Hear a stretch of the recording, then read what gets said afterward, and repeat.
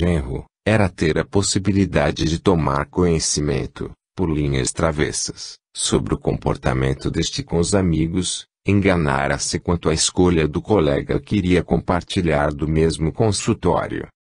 A capacidade profissional e o temperamento de Carlos Alfredo eram muito semelhantes aos de Godofredo. Tanto que se instalou de pronto uma perfeita sintonia entre ambos. Era como se eles já fossem velhos conhecidos. No decorrer do primeiro mês, Carlos já entrara em dúvida sobre o seu retorno a Paris. Estava adorando trabalhar ao lado de Godofredo, que o incentivava a permanecer no Brasil, formando gradativamente uma clientela própria, como ele mesmo fizera anos atrás.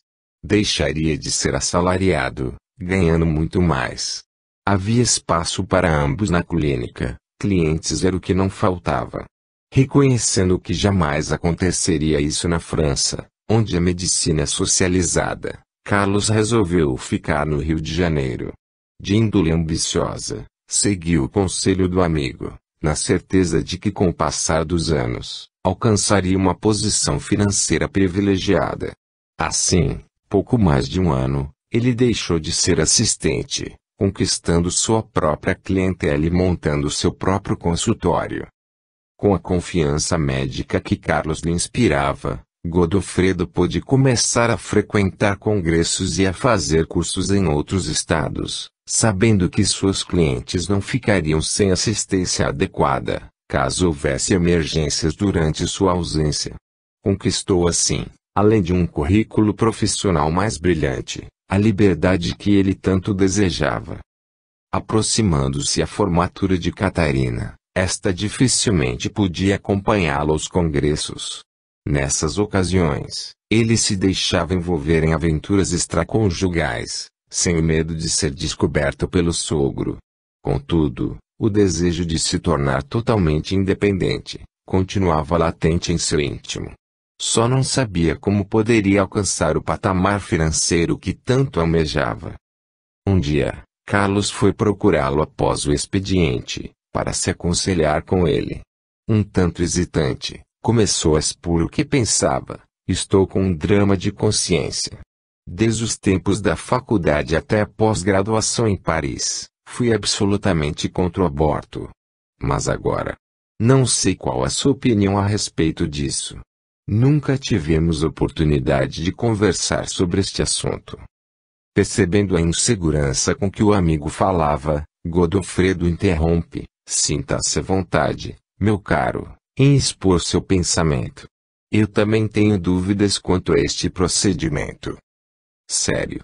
Pensei que fosse levar um fora, fala outro surpreso. Não. Há anos que eu venho me perguntando por que o aborto tem que ser proibido. A meu ver, a mulher deve ser livre para tomar a decisão de continuar ou não com uma gravidez que ela não deseja. Tenha os motivos que tiver, não importa. Deve caber a ela e unicamente a ela, o desejo de ter um filho ou não. Por esta sua resposta eu não esperava. Concordo plenamente com isso. Eu penso que, pelo fato do aborto ser proibido, as mulheres se arriscam a interromper a gestação com pessoas não preparadas, correndo o risco de vida, e é justamente o que acontece. Por algumas vezes já me defrontei com este problema. Eu também. Ainda hoje, pela manhã, precisei fazer uma curetagem de emergência em uma de minhas pacientes, por causa de um aborto mal feito. E o pior, foi que eu tive que fazer um laudo falso. O marido é oficial da Marinha e estava em viagem por alguns meses. E ela não poderia justificar a gravidez ocorrida em sua ausência. Estava desesperada, e com um sorriso malicioso, ele acrescenta: se o aborto fosse legalizado, além de ajudar as mulheres adúlteras, nós médicos teríamos uma mina de ouro. Godofredo com o olhar perdido ao longe: imagina, está aí o filão de ouro que eu preciso. É só o Carlos aderir à minha ideia. Resolveu então propor um negócio em sociedade com o colega. Montar uma clínica modesta, especializada em ginecologia e obstetrícia no subúrbio. Em meio ao atendimento legal da maternidade, Ali poderiam ser realizados abortos sob a capa de emergências ginecológicas. O preço dessas consultas e dos atendimentos necessários iria variar de acordo com o poder aquisitivo das mulheres que precisassem de tais intervenções. Carlos gostou muito da ideia. Mas tudo teria que ser feito de modo que Honório nunca suspeitasse dessa atividade ilegal. Combinaram então, que Godofredo seria, aos olhos do sogro, apenas fiador de um empréstimo que o amigo iria fazer no banco, para aluguel e montagem da modesta clínica. A desculpa para tanto, era de que o jovem médico desejava se estabelecer independente. Apostava que iniciando em um bairro mais modesto, de acordo com as posses que tinha no momento, poderia com o tempo ampliar a clínica, ao ponto desta se tornar referência de excelente atendimento. Honório, empresário experiente, achou bom o plano de Carlos. Trabalhando na clínica de sua propriedade, o jovem médico poderia ganhar notoriedade, mas jamais chegaria a ser sócio da mesma. Ao passo que poderia crescer, em um investimento mais modesto, usando de sua capacidade profissional. Não criou obstáculos à saída dele, e apreciou o desprendimento de Godofredo em auxiliar o amigo, como fiador. Porém deixou bem claro ao genro, que no caso de insucesso, os prejuízos correriam por conta dele e do amigo. O que Honório não desconfiava, era que o dinheiro a ser empregado era de Godofredo. Este tinha condições de pagar com tranquilidade o empréstimo feito no banco. Mas tudo ficaria em nome do Carlos. A clínica levou algum tempo para se firmar, mas não causou nenhum prejuízo financeiro. Com excelente atendimento em obstetrícia e ginecologia, ela foi sendo procurada também por clientes de outros bairros. E na medida em que a atividade ilegal também foi se expandindo, com o passar do tempo o lucro foi aumentando. Carlos estava muito satisfeito. Godofredo encaminhava para ele as clientes de dinheiro que queriam interromper a gravidez. Não havia riscos a correr porque estas desejavam sigilo absoluto.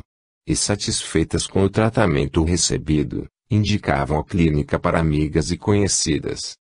Contudo, Carlos às vezes sentia-se mal quando o aborto era realizado acima dos 3 meses. Porém, aplacava a sua consciência atendendo gratuitamente a parturientes pobres e afirmando para si mesmo que era melhor impedir o nascimento de uma criança do que esta ficar abandonada ou maltratada. Apesar de desejar ampliar a clínica, temia compartilhá-la com outros médicos. Era arriscado, poderia vazar sua atividade ilegal, caso aqueles colegas se arrependessem de participar do atendimento ilícito. Continuou, portanto, com aparência modesta e o lucro que cedia à contabilidade da clínica, ia para um caixa 2. Assim burlava-se o fisco e não se levantavam suspeitas. Ele e Godofredo aplicavam este dinheiro escuso fora do país. A esta altura, o percentual que cabia ao sócio oculto era menor, pois o trabalho sujo era Carlos quem fazia. Entretanto, mesmo alcançando um bom lucro, este já percebera que jamais conseguiria enriquecer como esperava. Porém, a esta altura dos acontecimentos, não era mais possível voltar atrás. Alguns anos já haviam se passado e ele sentia-se atrelado ao que fazia. Todavia levava uma vida boa. Casara-se com a enfermeira-chefe de sua equipe e constituíra uma vida satisfatória. Darlene aceitava com naturalidade a atividade ilegal da clínica, apesar dela mesma ser contrária a abortar. Mas não criticava nem condenava quem o fizesse. Quisera ter apenas um filho e estava aparentemente feliz com a vida ao lado de Carlos. Eles moravam em uma boa casa, confortável, bem construída, mas destituída de qualquer luxo. Levavam uma vida simples, em harmonia. Se não fosse o medo que se escondia bem no íntimo de Carlos, de ser descoberto na sua atividade ilegal, ele poderia considerar-se um homem feliz. Na verdade, já pensava em terminar com tal atividade. Seria melhor para o seu equilíbrio emocional. Por vezes sentia angústia com a visão dos fetos dilacerados. Ao contrário dele, Godofredo nunca estava se sentindo de bem com a vida. Tinha muito mais do que sonhar para si, entretanto sua ambição era ilimitada. A sociedade com Carlos tinha sido um erro de previsão. O lucro era pequeno e o risco muito maior. Acabou por desfazer a sociedade com o amigo. Esta não o fizeram independente do sogro. Os únicos bens que possuía em seu nome eram os 20% das ações da clínica e o carro que periodicamente trocava por um novo. Porém não mais pelos belos carros americanos. Uma vez que já estavam sendo fabricados automóveis no Brasil e importação dos estrangeiros estava proibida. O relacionamento com Honório sofrera um desgaste considerável. O sogro descobrira algumas de suas aventuras amorosas e se continha calado para não magoar a filha, ainda apaixonada pelo marido e que de nada desconfiava. Catarina se achava muito envolvida com o consultório que montara para dar atendimento exclusivamente à infância e à adolescência. E 2 vezes por semana atendia gratuitamente, em uma escola pública, as crianças pobres necessitadas de tratamento psicológico. Isto irritava Godofredo, porque fazia com que ele se lembrasse do abandono em que deixara as mães pobres da periferia. Mas Catarina continuava uma companheira agradável e carinhosa, o que também de certa forma o contrariava, pois o deixava com a consciência pesada, em virtude de suas traições. Com a passagem dos anos, Godofredo sedimentara a mudança radical em sua personalidade, que se iniciara no tempo de juventude. Tornara-se egoísta e insensível. Com o falecimento de seus pais em um acidente de ônibus, durante uma excursão ao Uruguai, ele afastou-se completamente de seus irmãos e suas famílias. Era como se estes habitassem países diferentes. Aproximava-se a década de 70. Uma boa qualidade Godofredo possuía. Era muito dedicado à sua profissão, procurando estar sempre atualizado com a evolução científica. Querendo expandir mais seus conhecimentos, resolveu fazer um curso em Milão, na Itália, sobre mastologia e mastectomia. Catarina o acompanhou nesta viagem. Foram dias bastante agradáveis. Enquanto Godofredo durante o dia frequentava o curso, ela saía em passeios turísticos, promovidos pelo hotel onde estavam hospedados. À noite, eles faziam programas festivos. E assim dançaram e se divertiram como há muito tempo não faziam. Relembrando momentos alegres do início de seu casamento, reacenderam o afeto que os unia. Regressaram ao Brasil, felizes, satisfeitos com a renovação de seus sentimentos. Comovido, Godofredo interrompe suas recordações, pensando tristemente, como Catarina me amava. E eu não valorizei o seu amor o quanto deveria. O pior é que eu ainda não me lembro do que fiz depois desta viagem. As dores nas costas ardem como se estas estivessem se queimado. Desencosta-se da parede dobrando o seu corpo, apoia os cotovelos sobre as pernas, repousando a cabeça dolorida sobre as mãos ásperas e retorcidas. Repentinamente soube à sua memória os fatos posteriores àquela época tão agradável. Sim, ele exclama ao recordar, foi assim que aconteceu. A rotina voltou a nos sufocar, e nos fez retornar à antiga vida desprovida de romance e novidades. Catarina envolvida em seu trabalho e eu, com o meu ego alimentado pela vaidade do sucesso profissional. Foi isso mesmo. Só me interessava por palestras, reuniões ou congressos onde minha capacidade médica sobressaísse, e volta a exclamar, ó céus! E quantas aventuras amorosas eu tive! Que idiota cretino eu fui! Neste momento, fazendo um barulho infernal, seu obsessor invade a sala, destilando ódio. Então, finalmente chegou a hora do nosso acerto, seu manipulador desgraçado, miserável. Levando susto, Godofredo pergunta admirado, manipulador. De que manipulação você me acusa? Ainda por cima se faz de santinho esquecido. Não me convida pra sentar, seu verme nojento. Ele pergunta sentado-se ao lado dele, ainda não se lembrou, não é? E como você sabe disso? Ora, Estou com o meu pensamento ligado ao seu, imbecil. E soltando uma gargalhada sinistra vai explicando, fez de conta que estamos num cinema. Quero que você assista um filme comigo, tá maluco? Que filme, que cinema? Além de calhorda você é burro também. Muito simples. Você só pode se lembrar dos momentos em que vivíamos juntos. Mas sobre minha vida particular. Só se eu lhe mostrar. E rindo sarcasticamente, ele continua, vou projetar o filme da minha vida na sua mente assim. Vamos assistir a tudo em conjunto. Percebeu agora, imbecil? Olhe bem para mim. Vai começar o grande filme. O Traído.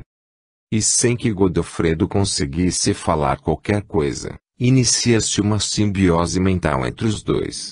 O pensamento de Carlos penetra na mente de Godofredo. O casamento de Carlos entrara em crise.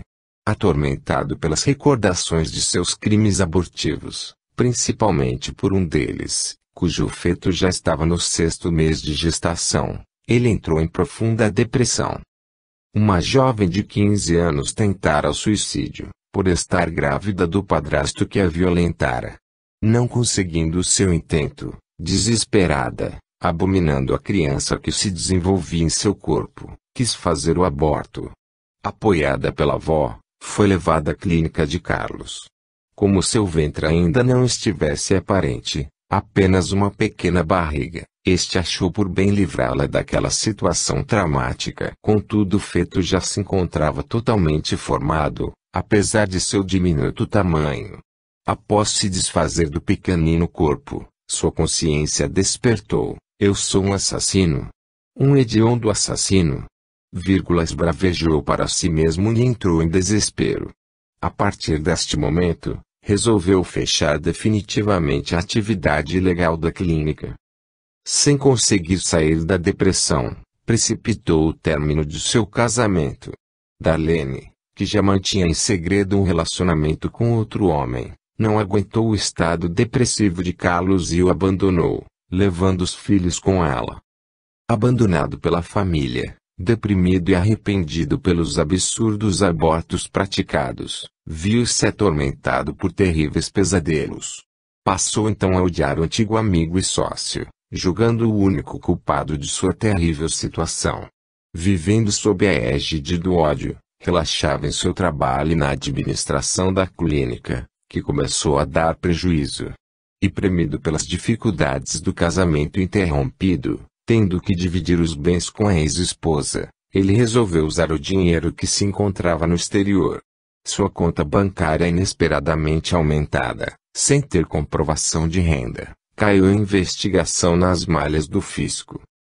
Em meio a esta situação caótica ele alimentava mentalmente um ódio irracional contra Godofredo, pensando constantemente, eu tinha um futuro brilhante igual ao dele.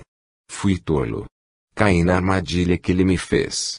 Ele ficava com as mãos limpas enquanto eu o matava e estraçalhava por nós dois. Ele me fez mudar o rumo da minha carreira. Agora ele está brilhando na alta sociedade e eu aqui, correndo o risco de ser preso por sonegação de impostos. Isto, se não descobrirem o que eu cometi durante esses anos todos. E no seu desespero alucinado, aguardou Godofredo na garagem da clínica, após o término do expediente na mesma. E tão logo este surgiu, Carlos disparou 2 tiros a queima-roupa, sem dar explicação alguma, nem dar chance ao ex-sócio de pronunciar qualquer palavra ou fazer qualquer gesto em sua própria defesa. Fugiu desabalado deixando o corpo de seu ex-amigo tirado ao chão. Foi detido na sua fuga pelos seguranças da clínica, e sem esboçar qualquer reação, foi preso em flagrante, sendo condenado a 35 anos de cadeia. Está vendo agora o que você me fez? Carlos vocifera aos ouvidos do atônito Godofredo, você destruiu a minha vida. Mas, então foi assim que eu morri. Não conseguia me lembrar como tinha acontecido, por mais que eu me esforçasse, este fala literalmente surpreso. Sim. Grita o outro, e eu morri naquela penitenciária horrível, esfaqueado durante uma briga com outro assassino. Viu para onde seus conselhos me levaram. Godofredo olha abismado para seu ofensor, mas, cara, eu não tive culpa nenhuma. Tudo que você fez foi por sua própria vontade. Mas quem me aconselhou e me ajudou a montar a clínica, em sociedade com você, quem foi, hein? Não foi você, seu calhorda. Sim. Reconheço que errei. Mas não obriguei você a seguir minhas ideias. Que aliás, você achou ótimo. Seguiu porque quis. Irritadíssimo, Carlos avança sobre ele gritando, eu levei anos para isso. Tenta apertar o pescoço de Godofredo, porém sem sucesso. Este se desvencilhando, procura acalmar seu obsessor. Para com isso, cara. Não vê que nós dois somos agora espíritos imortais. Morte é somente para corpo carnal. E lembrando-se da voz feminina, ele tenta convencer seu opositor a dialogar. Vamos conversar com calma. Nós dois estamos aqui neste inferno porque erramos muito. E somente poderemos sair daqui, se nos conscientizarmos de nossos erros e nos arrependermos deles. Carlos olha parvalhado para este. Abaixando os braços, fica sem saber o que dizer. Tentando desanuviar o ambiente deprimente, Godofredo faz uma piada, sorrindo sem jeito. Se estivéssemos vivos na Terra, eu lhe ofereceria um drink neste momento. Porém, nada temos aqui. É verdade, fala Carlos suspirando, como eu tenho desejado beber e comer. A fome e a sede me atormentam. A mim também, concorda Godofredo, mas não sei o que fazer. Pois sabe o que eu faço? Procuro me aproximar dos vivos que estão comendo e bebendo. E você consegue comer? Não. Apenas consigo absorver os fluidos que exalam dos alimentos e das bebidas. Mas acaba sendo um tormento maior, porque engana meus sentidos, mas não sacia o meu desejo. Além de aumentar o ódio que sinto por estar aqueles dores terríveis que não me dão descanso. Aproveitando-se deste desabafo, Godofredo tenta estabelecer a paz entre eles. Eu também sofro muito, cara. Pois então, vamos nos entender, perdoando-nos mutuamente, para podermos sair daqui, diminuindo nosso sofrimento. Estupefato, este pergunta, sair daqui de que jeito? Se estamos rodeados de outros caras iguais a nós e alguns deles me atormentam também. E eu não tenho onde me abrigar. Sair como? Bem. Escuta com atenção que vou lhe explicar, e com calma, ele transmite os ensinamentos recebidos de Nonato e pela voz feminina que lhe falou através de sua mente. Carlos aos poucos vai se tranquilizando, absorvendo o que o ex-amigo explicava aí, surpreso com ele mesmo. Afirma, que estranho. O que está acontecendo? Já não estou sentindo tanto ódio por você, porque estamos nos entendendo. Eu lhe peço perdão por tudo o que lhe fiz. E espero que me perdoe, para que possamos nos libertar deste desterro, sabe, cara, gostar de você como amigo, isto é impossível, mas acho que perdoar. Pode ser. Porque agora entendi. Que o meu ódio está fazendo mais mal a mim do que a você. Aliviado, Godofredo, propõe um acordo, já que você não tem aonde se abrigar. O que acha de vir morar comigo, para aos poucos irmos desfazendo nossas antigas desavenças? Admirado com tal proposta, Carlos não sabe o que responder. Entretanto, devido à insistência do ex-amigo, acaba por ceder. Sem abraços, nem apertos de mão. Mas, pelo menos, pelo desejo de acertarem suas contas de uma maneira amena. Após prepararem outro catre, espantados, os dois sentem um grande alívio em suas dores. Cansados pela emoção deste reencontro, acabam por cair em um sono reparador. E nos dias que se seguiram foram desfazendo seus desentendimentos, perdoando-se mutuamente, até chegarem ao ponto de uma compreensão maior sobre o caminho que se abria à frente deles. Entenderam que era necessário ajudar a outros espíritos, tão comprometidos quanto eles, a saírem daquele lugar infernal. O casebre que compartilhavam mostrava-se agora um pouco mais habitável, uma vez que eles se dedicaram a limpá-lo. E este se tornou um ponto de encontro para os espíritos arrependidos que queriam progredir. Sem perceber, ambos estavam cumprindo parte de uma missão abandonada: ajudar aos irmãos necessitados. Em função disso, as dores que antes os atormentavam, quase nada já se faziam sentir. O aspecto de seus corpos também havia melhorado. A aparência já não era de imundície. As chagas começavam a se cicatrizar, sem exalar o antigo mau cheiro. Um dia, decorrido um bom tempo que eles não podiam precisar, estavam caminhando na parte da manhã, nevoenta como sempre, mas que se encontrava tranquila, sem nenhum alarido. Conversavam sobre o progresso que estavam conquistando, e inesperadamente, se deram conta de que estavam coabitando em um mesmo lugar, como companheiros envolvidos em um projeto. Ao se aperceberem também de que nenhuma mágoa restava mais entre eles, emergiu o sentimento de amizade. Muito admirados, porém, reconheceram que não era a mesma amizade ambiciosa de antigamente, mas sim, um sentimento fraterno, com desejo sincero e de evolução. Radiantes com a descoberta, abraçaram-se com afeto. Neste momento, a névoa que encobriu o local onde se encontravam desapareceu e eles se viram em um campo aberto, verdejante, sob um cálido sol de inverno. À distância, no horizonte, enxergaram uma pequena cidade. Atônitos, perceberam dois vultos surgindo em uma estrada que se formava à frente destes, na medida em que se aproximavam. Mais próximo, eles puderam ver que eram dois senhores, de aparência tranquila, que vinham ao seu encontro. Sorridentes se manifestaram. Sejam bem-vindos, irmãos. Somos seus instrutores. Boquiabertos, ambos mal conseguiram formular suas frases. Instrutores. Quem os mandou? E por que nós estamos aqui neste lugar tão diferente? Que cidade é aquela lá longe? Calma, irmãos. Em primeiro lugar precisamos nos apresentar, e dirigindo-se a Godofredo falou de aparência mais velha: eu sou Frederico. Fui incumbido de orientá-lo em seu novo caminho. E eu sou Ângelo, o seu instrutor. Apresenta-se o mais novo. Ambos amigos pedem explicações para o que está ocorrendo e por que necessitam de instrutores. Vocês cumpriram um longo tempo de regeneração básica. Sofreram dores, desconforto, miséria e angústia da solidão.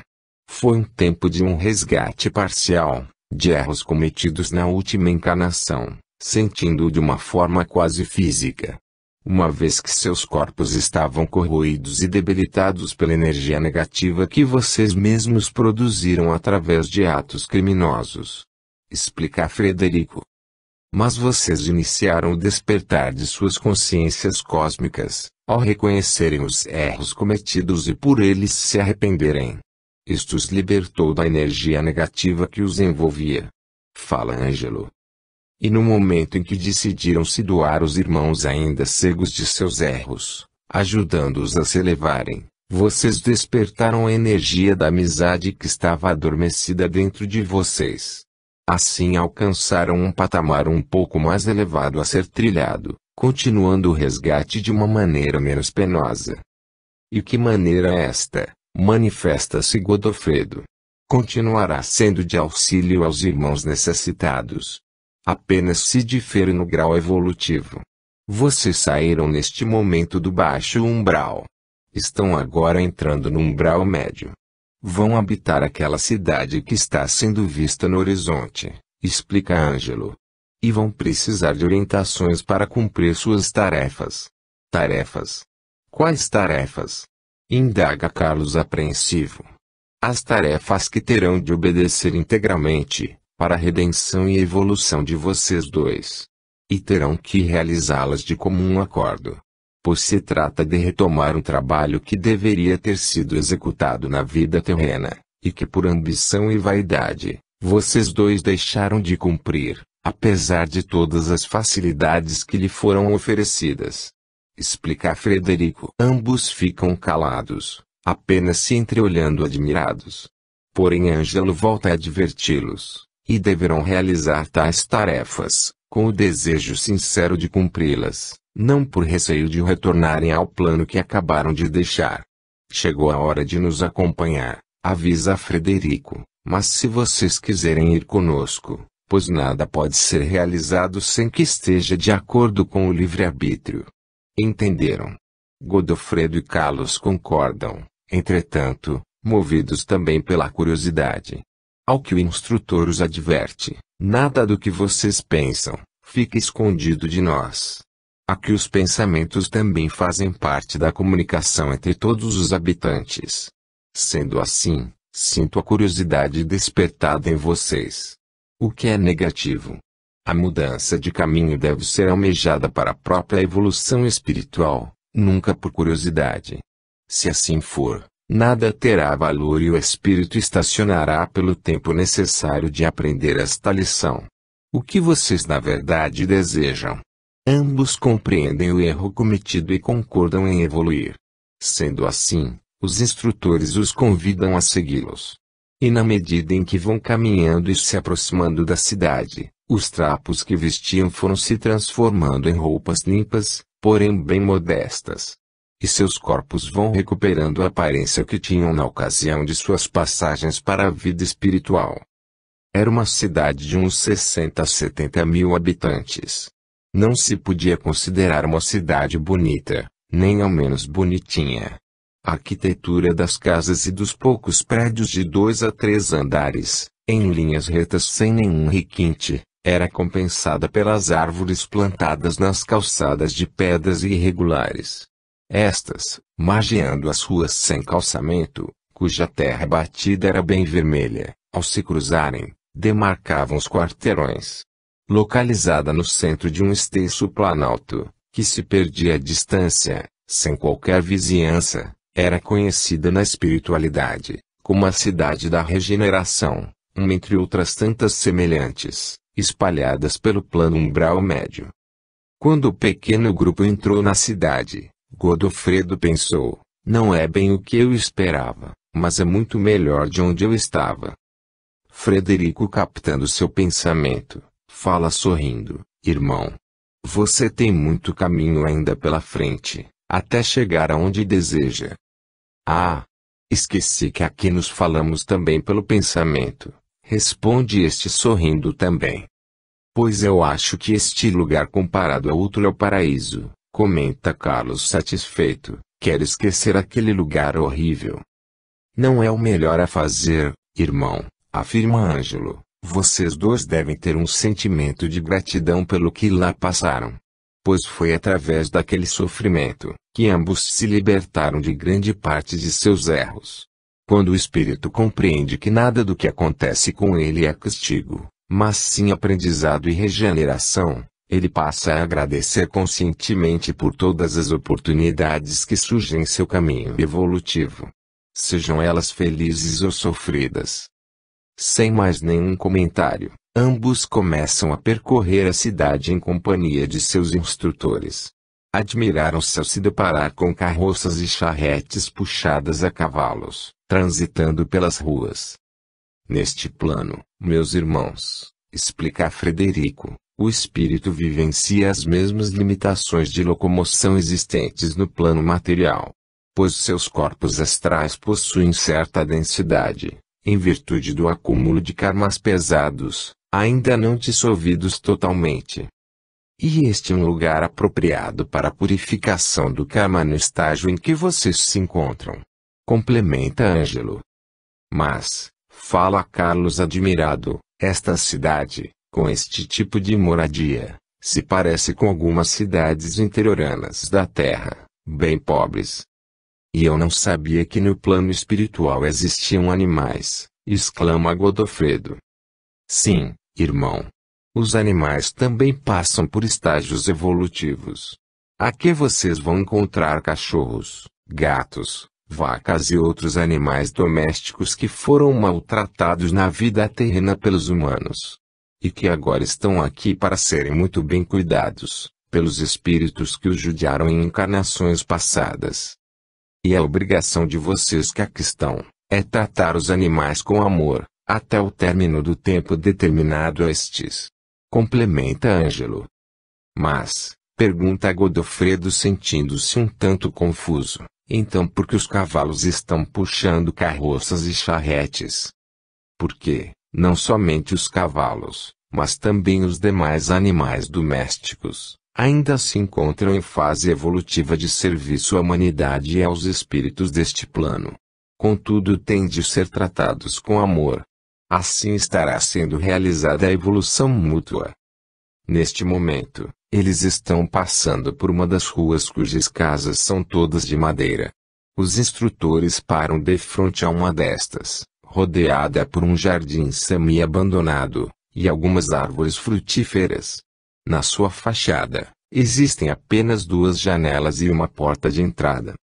É aqui que vocês dois vão morar, explica Frederico. Então vamos continuar juntos. Sim. Para que possam dar continuidade ao trabalho que vinham realizando. Nesta cidade, os espíritos que se dedicam a um mesmo trabalho, coabitam casas ou pensões. Existem pensões também. Admira-se Godofredo. Sim, mas nas pensões residem os espíritos que já passaram pela experiência de realizar tarefas domésticas, já podendo usufruir de uma melhoria de conforto. Como assim? Questiona Carlos impressionado. O que isso quer dizer? Eu pensei que os espíritos vivendo em um plano melhor não tivessem necessidade de tarefas domésticas, além da execução dos trabalhos de auxílio aos irmãos necessitados. Eu também, afirma Godofredo, como no umbral, onde nós estávamos, não existiam tais tarefas. Mas vocês não se deram conta de que a vivência, naquele lugar, era semelhante à dos mendigos mais renegados na vida terrena. Pergunta Ângelo. Aqueles não tinham casa, viviam pelas ruas, portanto não tinham o que cuidar. Faz sentido, concorda Carlos. Aqueles mendigos que vocês não prestavam atenção, quando passavam pelas ruas em seus automóveis de luxo. Nunca se interessaram em saber se existiam bons albergues na cidade, e muito menos fazer qualquer doação em dinheiro para ajudar a mantê-los. Encabulados, sentindo quanto foram egoístas, ambos permanecem calados. Mas vamos entrar, convida Frederico. Preciso mostrar a vocês quais os serviços que se fazem necessários para manter a vida doméstica em ordem. Uma de suas obrigações. Entrando na casa de pequenas dimensões, toscamente mobiliada, eles encontraram na sala apenas 2 poltronas velhas e uma mesa com 4 cadeiras. Nos 2 quartos existentes que se abriam para a sala, somente uma cama e um pequeno armário, em cada um. Mas, surpreende-se Godofredo, temos armários, mas não temos roupas. Aonde poderemos encontrá-las? Existe uma loja no centro da cidade. Poderão comprá-las ali, comprá-las. Não temos dinheiro, assusta-se Carlos. Sorrindo, Frederico responde, aqui não existe dinheiro, irmão, apenas trocas. Trocas? Trocar o quê? Godofredo sente-se confuso. Pelo que vocês produzirem. Antes de inventarem o dinheiro na terra, não era assim que se fazia na antiguidade, ó céus. Não tenho a menor ideia do que poderei produzir, aflige-se Carlos. Calma, meus irmãos. Tudo a seu tempo. Vocês encontrarão um meio de fazer o que for preciso. Vamos ver o resto da casa. Da sala passaram para a cozinha. Uma pia, um fogão a lenha e uma prateleira contendo algumas panelas de barro, canecas e talheres. Mas para que cozinha se nós espíritos não nos alimentamos? Neste plano, sim. Os seus corpos necessitam de alimento à base de legumes, verduras e frutas. Explica Ângelo. E da carne dos animais também. Não. O consumo da carne animal aqui é abolida. O espírito, mesmo neste estágio em que ainda sente necessidade de alimentação, não come mais carne. Aliás, na face da terra, aos poucos, Os humanos deixarão também de ser carnívoros. Faz parte da evolução da humanidade, esclarece Frederico. Vocês somente se alimentarão com os legumes e verduras da horta que irão plantar. E frutas das árvores que terão de cuidar, diz Frederico, abrindo a porta para o quintal, apontando para uma horta quase extinta. Poucas hortaliças ali existiam. Eu nunca plantei nada em minha vida terrena. Não sei como se faz isso, nem eu. Exclama Carlos perplexo. Mas irão aprender, responde Frederico sorrindo, a plantar e a cuidar de tudo mais. Bem atrás da casa, eles encontraram um tanque e algumas ferramentas encostadas nele. Sobressaía-se um machado. Como vocês estão vendo, irão precisar também de rachar lenha para acender o fogão, caso desejem comida cozida e quente. Godofredo e Ângelo entreolham-se desanimados. Como tudo já havia sido mostrado, os instrutores se despedem. Vamos deixá-los agora, para que pensem bem se estão preparados para esta nova etapa de aprendizado, ou se preferem retornar, por mais algum tempo, ao lugar de onde saíram. Aqui também no plano astral, o livre-arbítrio continua existindo. Mais tarde retornaremos para explicar o serviço evolutivo que irão prestar. Que Jesus os ilumine para tomarem a decisão acertada. E os dois instrutores desapareceram. Godofredo e Carlos, sentados na soleira da porta da cozinha, olham abatidos para o extenso quintal, que só possuía, além de umas poucas árvores, a horta abandonada. Inesperadamente eles começaram a sentir fome. O que faremos agora? O que vamos comer? Perguntam-se angustiados. A fome aumentando e eles sem saber o que fazer. Em vista da difícil situação, que nunca tinham passado na vida terrena, realmente não sabiam qual atitude a tomar. Pedir comida na vizinhança? Não. Isto estava fora de suas cogitações. Seria mendigar. Além do que poderiam receber um não, o que seria extremamente humilhante. Porém, com a fome apertando, as murchas hortaliças à sua frente, começaram a parecer apetitosas. Não tinham escolha. Eram elas ou nada. Rapidamente os dois se levantam, dividindo entre si o que havia ainda nos canteiros da horta. Amenizaram a fome, mas não o apetite. Mas mesmo assim, um sentimento de gratidão em relação ao que comeram, sorrateiramente se instalou em seus íntimos. Como aqui não conseguimos morrer de fome, nem de forma alguma, fala Carlos sentindo-se um pouco melhor, acho que, para aplacar o vazio no estômago, teremos que meter as mãos na terra. Godofredo concorda com um aceno de cabeça, mas, pelo menos temos uma casa decente para morar. Paupérrima, porém habitável. Examinando as árvores ao redor, encontraram algumas frutas. Estas não estavam muito boas, mas serviram de sobremesa. Ambos compreenderam afinal, que se quisessem uma vida melhor, teriam que trabalhar para o próprio sustento. É melhor começarmos pela comida, e pegando das pás inchadas que ali havia, revolveram a terra dos canteiros. Mas como conseguiremos mudas ou sementes? Nada temos ainda que sirva de troca, angustia-se Carlos. Precisamos percorrer a vizinhança. Quem sabe se não nos arranjam fiado, o que precisamos. Não custa tentar. E assim eles fizeram. Bateram de porta em porta, sem nada conseguir. Já sem esperança, sentindo-se humilhados, chegaram à última casa do quarteirão vizinho. Uma senhora os recebeu. Em seu quintal havia uma esplendida horta. Conseguiram todas as mudas e sementes que desejavam, porém em troca de uma das poltronas da sala. Melhor nos revezarmos para sentar na poltrona que sobrou, do que não termos nada para comer, comenta Godofredo, enquanto carregava auxiliado por Carlos, a poltrona da troca pelas hortaliças. Cansados, carregando as mudas, eles retornaram satisfeitos, em direção ao quintal, para plantá-las imediatamente. Todo este expediente, desde a procura na vizinhança à finalização do plantio, os deixou extenuados. Colocando as ferramentas junto ao tanque, eles sentaram-se no chão, encostados na parede da casa. Apreciando o trabalho que conseguiram realizar, fazem algumas considerações. Nunca em toda a minha vida passada, quando saboreava um belo prato de salada, jamais pensei no árduo trabalho dos hortigranjeiros.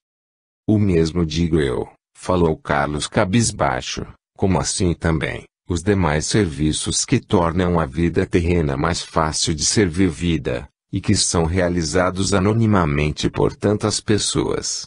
Nunca tive um pensamento de gratidão a estes desconhecidos. É verdade.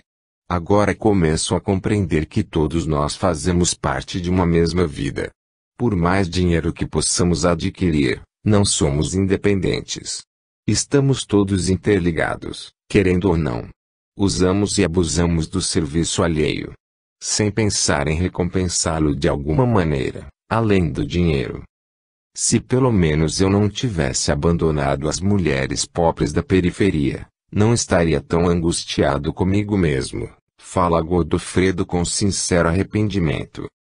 Após um pequeno repouso, eles almejam por um banho, sabe, Carlos, acho que faz muito tempo, muitos anos que não nos lavamos. Será que o chuveiro funciona? Animados com a perspectiva de uma boa ducha, levantam-se ligeiro em direção ao pequeno banheiro.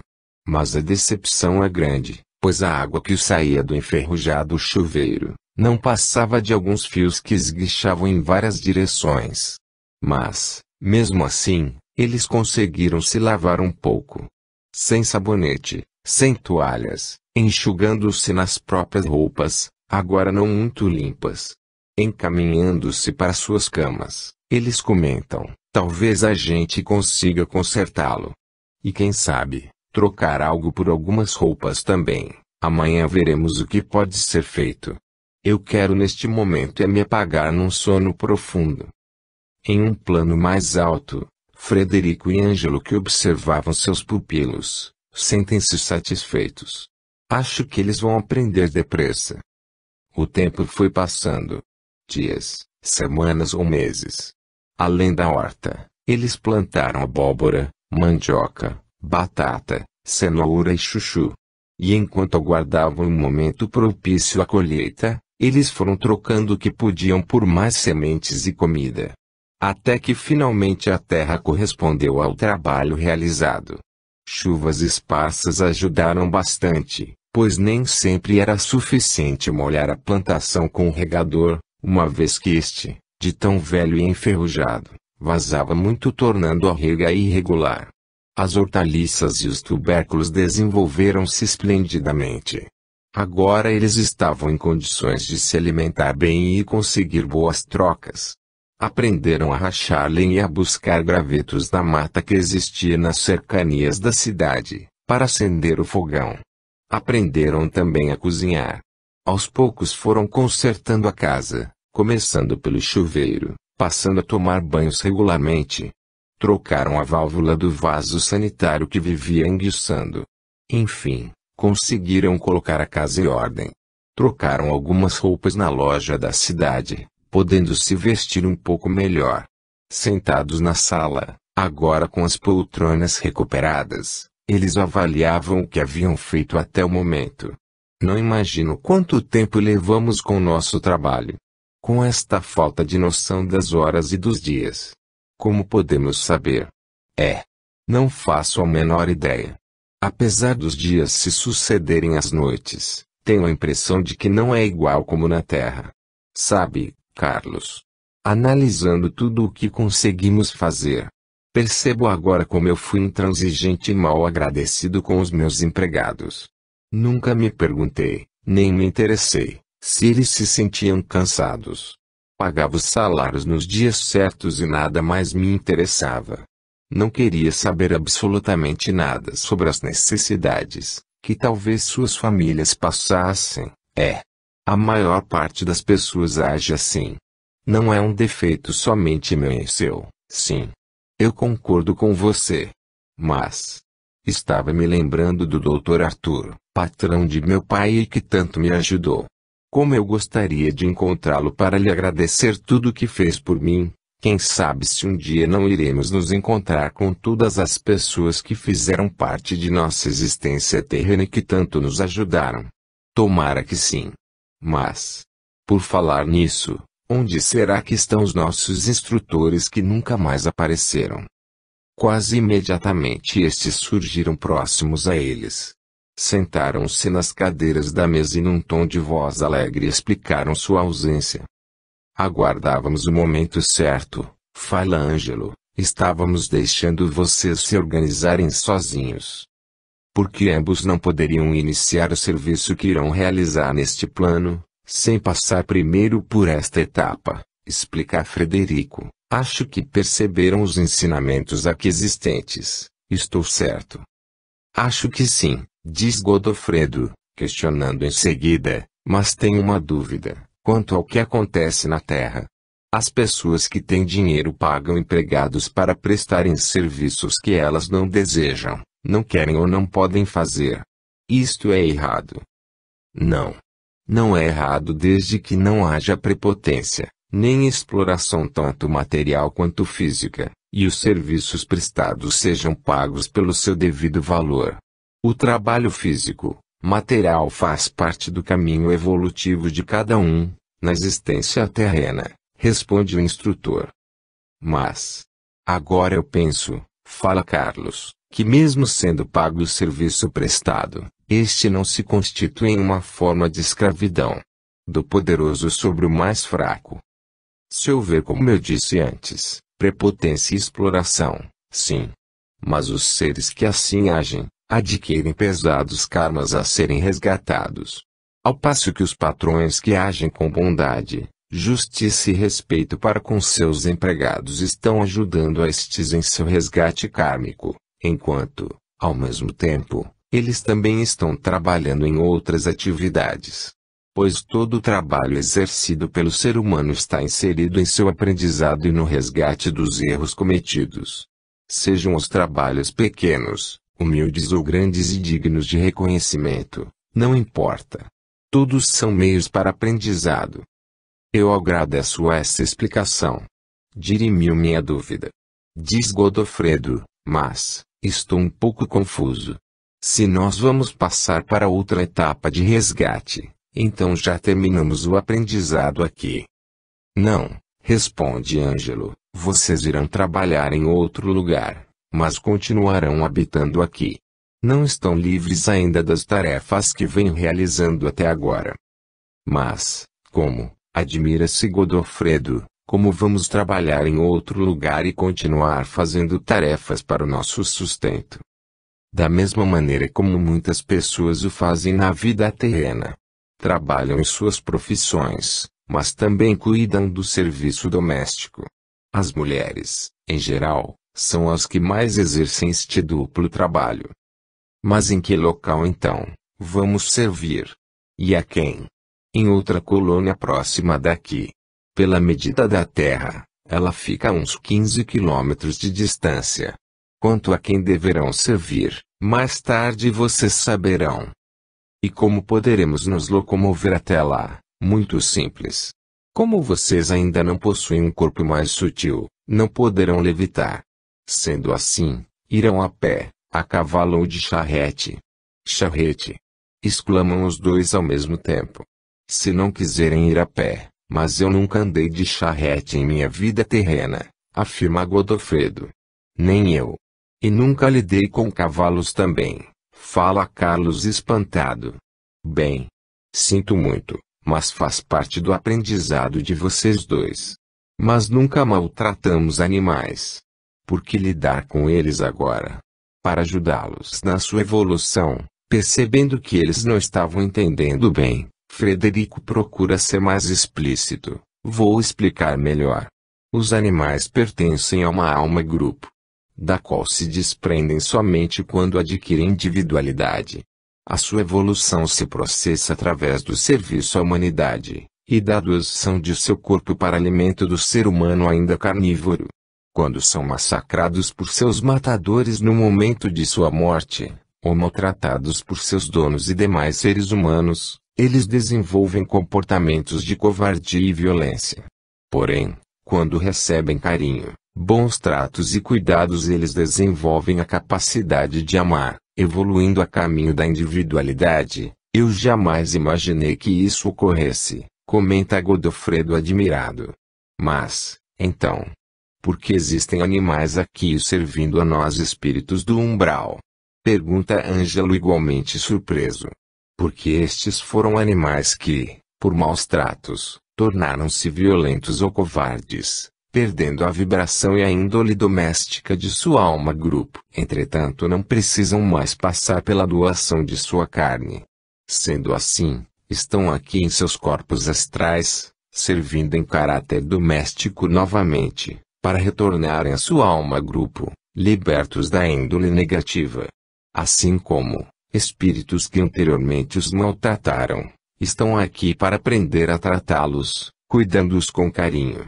É um resgate mútuo, já que receberam todas as explicações necessárias. Nós vamos agora levá-los à colônia, diz Frederico, levantando-se da cadeira, seguido de Ângelo.